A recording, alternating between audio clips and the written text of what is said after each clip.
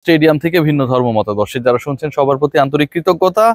তামিম ইকবালের আনুষ্ঠানিক অবসর ঘোষণার পর চ্যাম্পিয়ন্স ট্রফিতে বাংলাদেশ দলের স্কোয়াডটা কেমন হচ্ছে সে সম্পর্কে মোটামুটি একটা আমাদের কনসেপশন ক্লিয়ার হয়েছে। এখন যেই জায়গাটা একটু ঝুলন্ত অবস্থায় রয়েছে, সাকিব আল হাসান খেলবেন কি খেলবেন না, যে কাউকে যদি জিজ্ঞেস করেন বা নিজেকে যদি জিজ্ঞেস করেন যে সাকিব আল হাসান চ্যাম্পিয়ন্স ট্রফিতে বাংলাদেশের যে 15 সদস্যের দল সেই দলটায় থাকবেন কি থাকবেন না, সাবকনশিয়াস মাইন্ড যে উত্তরটা দিবে সেটা হচ্ছে নো।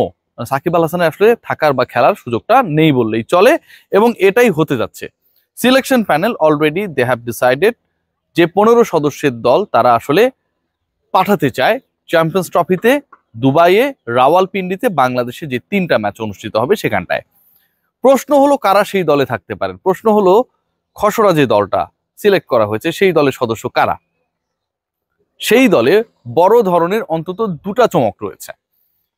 ওপেনিং এ একটা বড় চমক রয়েছে, আমি আবারও বলছি এই দলটা সিলেক্টরদের দল, এবং প্রধান নির্বাচক বাকি 2 নির্বাচক মিলে এই দলটাকে গঠন করেছেন। এক সময়ের প্রধান নির্বাচক ফারুক আহমেদ, বর্তমান বিসিবি প্রেসিডেন্ট, তিনি সবসময় একটা কথা জোর দিয়ে বলেছেন যে তিনি আসলে সিলেকশন প্যানেলের ডিসিশনের উপরে কোনো ধরনের খবরদারি করতে চান না। ফারুক ভাই, আপনি খবরদারি করেন কি করেন না, আমি এই মুহূর্তে যে দলটা আপনাদের সাথে শেয়ার করব সেটার সাথে ওই যে বললাম যে একটা বড় চমক রয়েছে, সেই চমকটা ঘটবে কি ঘটবে না এটার উপর নির্ধারিত হবে, বোঝা যাবে, প্রেডিক্ট করতে পারবো যে ফারুক ভাই আসলে এখানটা খবরদারি করেছে কিনা। চমকের জায়গাটা নিয়ে আমি আসবো আমার আলোচনার মিডলে, তবে তার আগে আসলে দলের সদস্যরা কারা, কয়জন ব্যাটার রয়েছেন, কয়জন স্পিনার রয়েছেন এবং কয়জন পেস ডিপার্টমেন্টে নেতৃত্ব দেবেন। 4 জন পেসার নিয়ে বাংলাদেশ যাচ্ছে, এবং এই 4 জন পেসারের সাথে বাংলাদেশ দল 3 জন স্পেশালিস্ট স্পিনার নিয়ে যাচ্ছে, অর্থাৎ 4-3-এ 7 জন।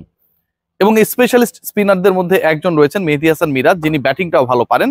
তার মানে বেসিক্যালি ব্যাটারদের জন্য পজিশন রয়েছে টোটাল 9টা। ওপেনিং এ তানজিদ হাসান তামিম এবং সৌম্য সরকারের উপর ভরসা রাখছে বাংলাদেশ টিম ম্যানেজমেন্ট, এবং এর পরের যে স্লট বা স্পটটা রয়েছে সেটা ক্যাপ্টেন নাজমুল হোসেন শান্তর। ওয়ানডেতে শান্তর পারফরমেন্স এই মুহূর্তে বাংলাদেশের যে কজন কনসিস্টেন্ট পারফর্মার রয়েছেন অ্যালং উইথ মেহেদী হাসান মিরাজ, আমার কাছে মনে হয় তাদের মতোই। নাম্বার 4-এ team management they are thinking Mehedi Hasan মিরাজকে সেখানটায় খেলানো যায় কিনা। নাম্বার 5, 6, 7, 8, 9 এই যে জায়গাগুলো, মানে আমি 4 পর্যন্ত আপনাদের সাথে শেয়ার করেছি।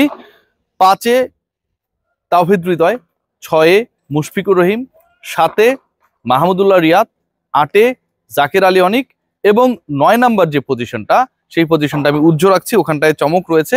আমি এটা ব্যাটিং ওয়াইজ বলছি না, মানে আমার যে দলটা বা আমি যে দলটা, যে খসড়া দলটা চূড়ান্ত করেছেন সিলেকশন প্যানেলে 15 সদস্যের নাম তারা চূড়ান্ত করেছেন সেই দলটার কথা বলছি। তো এই পর্যন্ত মোটামুটি 8 জন হয়ে গেল। স্পিনার আমি আগেই বলছিলাম যে মেহেদী হাসান মিরাজ তো সেখানটায় রয়েছে, তার সাথে আরো 2 জন স্পিনার অ্যাড হচ্ছেন। একজন বাঁহাতি অর্থোডক্স, সাকিব আল হাসান যেহেতু দলে নেই, থাকছেন না সিলেকশন প্যানেলে 15 সদস্যের দলে, শেষ পর্যন্ত সাকিবকে রাখা হয়নি, চ্যাম্পিয়ন্স ট্রফিতে তার খেলা হচ্ছে না। বাঁহাতি অর্থোডক্স হিসেবে সেখানটায় Nasum Ahmed is going to taking part, Nasum আহমেদের থাকাটা নিশ্চিত। লেগি রিশাদ হোসেনকে বাংলাদেশ টিম ম্যানেজমেন্ট খেলাতে চায় কিনা, এটা একটা বড় প্রশ্ন ছিল, এটা নিয়ে ডিবেট অ্যান্ড ডিসকাশনস হয়েছে, এবং ফাইনালি রিশাদ হোসেন যদি ফিট থাকেন, কারণ বিপিএল চলছে, কোনো ইনজুরি যে কোনো ক্রিকেটারই হতে পারে, রিশাদ হোসেন সিলেকশন প্যানেলের সেই 15 সদস্যের দলে রয়েছেন। এখানটায় 10 জন হয়ে গেল। 4 জন পেসার কারা, 4 জন পেস ডিপার্টমেন্টের যারা রয়েছেন সেখানটায় definitely leading from the front এবং যার উপর সবচেয়ে বেশি আস্থা তাসকিন আহমেদ রয়েছেন। তাসকিনের সাথে এই দলের গুরুত্বপূর্ণ সদস্য হতে যাচ্ছেন নাহিদ রানা। 12টা স্পট হয়ে গেল। 13 এবং 14, 13 নম্বর স্পটটা ডিসাইড করার ক্ষেত্রে বা তৃতীয় পেসার হিসেবে কাকে নেওয়া হবে এই ডিসিশনটা মেক করতে গিয়ে খুব বেশি আসলে জটিলতায় পড়তে হয়নি সিলেকশন প্যানেল সদস্যদের। They were very much convinced on Tanzim Hasan Sakib. 14তম সদস্যকে এই জায়গাটা নিয়ে বড় ধরনের ডিসকাশন ছিল, ডিবেট হয়েছে, এবং শেষ পর্যন্ত এক্সপিরিয়েন্সকে গুরুত্ব দেওয়া হয়েছে। 3 জনের মধ্যে কম্পিটিশন হয়েছে, শরীফুল ইসলাম, মুস্তাফিজুর রহমান এবং হাসান মাহমুদ। এই 3 জন থেকে সিলেকশন প্যানেলের সদস্যরা কাকে বেছে নেবেন। শরীফুল শুরুতেই রুলড আউট, শরীফুলকে আসলে খেলানোর ব্যাপারে খুব বেশি আগ্রহ ছিল না, বা শরীফুলের পারফরমেন্সটা আসলে এমন গ্লোরিফাই করছে না যে শরীফুল চ্যাম্পিয়ন্স ট্রফির 15 সদস্যের স্কোয়াডে থাকবেন। সো হাসান মাহমুদ নাকি মুস্তাফিজ, 4th পেসার কে হবেন, সেই ডিসকাশনটা করতে গিয়ে শেষ পর্যন্ত মুস্তাফিজকে বেছে নিয়েছে, হাসান মাহমুদের চ্যাম্পিয়ন্স ট্রফিতে যাওয়া হচ্ছে না। সো যে ক্রিকেটারদের আমি নাম বললাম, 14 জনের নাম বললাম, সেই 14 জনের মধ্যে রয়েছেন তানজিম হাসান সাকিব, রয়েছেন আমাদের সৌম্য সরকার, নাজমুল হোসেন শান্ত রয়েছেন, মেহেদী হাসান মিরাজ রয়েছেন, তাহিদ হৃদয় রয়েছেন, রয়েছেন মুশফিকুর রহিম, রয়েছেন মাহমুদুল্লাহ রিয়াদ, রয়েছেন জাকির আলী অনিক, রিশাদ হোসেন রয়েছেন, রিশাদ হোসেনের সাথে নাসুম আহমেদ রয়েছেন। নাসুম আহমেদের পরে যে 4 জন রয়েছেন সেই 4 জনই পেসার। সেখানটায় রয়েছেন আমাদের মুস্তাফিজ, আমাদের তাসকিন, আমাদের তানজিম সাকিব এবং নাহিদ হোসেন রানা। 15তম সদস্য কে? গেস করতে পারেন? অনেকে হয়তো ভাবছেন যে লিটন কুমার দাস কিনা, অনেকে হয়তো ভাবছেন যে এই জায়গায় বড় কোনো চমক দিয়ে পারভেজ হোসেন ইমন অথবা মিডল অর্ডারে খেলানোর জন্য আফিফ হোসেনকে চুজ করার চেষ্টা করা হচ্ছে কিনা, অথবা Shamim Hossain Patwari finishing role play করার জন্য তাকে নেওয়া হবে কিনা। অনেক ধরনের অপশনস রয়েছে। যারা অতি আশাবাদী তারা হয়তো সাব্বিরকে নিয়েও চিন্তা করতে পারেন।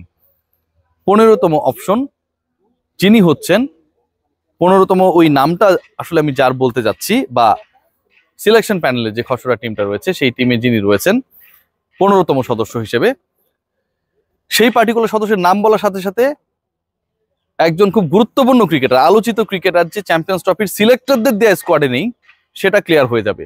এবং তিনি যদি শেষ পর্যন্ত দলে ঢুকেন, সেখানটায় যে সিলেকশন প্যানেলের উপর বাংলাদেশ ক্রিকেট বোর্ডের টপ লেভেলের খবরদারি ফলানো হবে, যে কারণেই আসলে তিনি ঢুকে যাবেন, সেটাও ক্ল্যারিফাই হবে। 15th যে নামটা আমি বলবো সেটা হচ্ছে পারভেজ হোসেন ইমন।